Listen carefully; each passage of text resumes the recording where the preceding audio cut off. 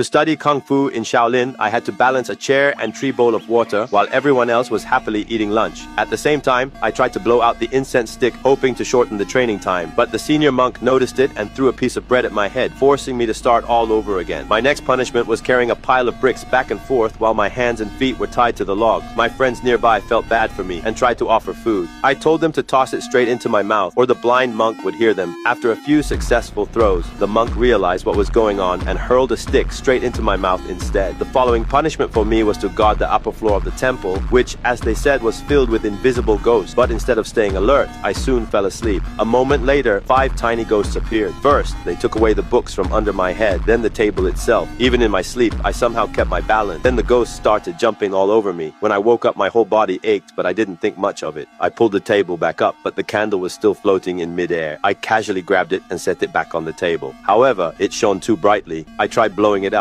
but no matter how hard I blew, the flame wouldn't go out. I reached for it again, and it burned my hand, making me pull back. Suddenly, the candle went out by itself. That's when I realized the place was cursed. I quickly started searching for sacred scrolls and charms, but the little ghost blew the paper talismans all over the floor. When I finally picked up the right one, I couldn't match it to the correct book. Just as I was about to run, tiny ghosts pressed my legs to the floor. I dropped my shoes and turned around to see them heading toward the exit. When the ghosts stopped in front of the stairs, I jumped on them. Using the fighting stance I'd learned, I scared the rest so badly they fell to their knees, begging for mercy. I was about to grab a hammer to teach them a lesson, but the little ghost screamed and slipped into the cracks of the wall. I followed and found an old crumbling scroll hidden inside. It turned out to be the lost Shaolin martial arts manual that had vanished centuries ago. After opening the manual, I understood that the 5 little ghosts were the spirits created by the manual itself. I fell to my knees and begged them to accept me as a student. Over time, they trained me in an ancient style made up of 5 unique forms, and finally, I was ready to leave Shaolin behind.